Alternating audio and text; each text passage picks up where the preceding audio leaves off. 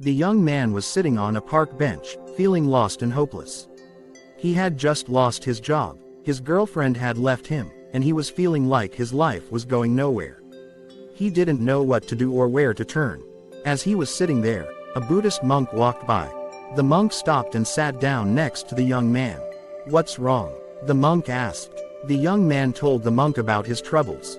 The monk listened patiently, and then he said, "You know, the Buddha said that life is suffering.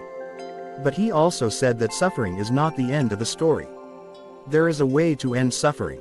"How?" the young man asked. "The Buddha taught that the way to end suffering is to follow the Eightfold Path," the monk said. "The Eightfold Path is a way of life that can help you to live a more peaceful and fulfilling life." The monk then went on to explain the Eightfold Path to the young man. 1. Right view. 2. Right thought.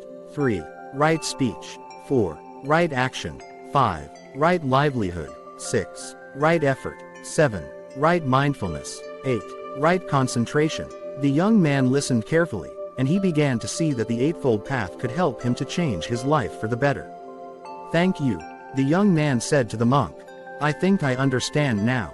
I'm going to try to follow the Eightfold Path." The monk smiled. "I'm glad I could help," he said. "And remember, the Eightfold Path is not a destination. It's a journey, so don't be afraid to make mistakes along the way. Just keep moving forward." The young man stood up and thanked the monk again.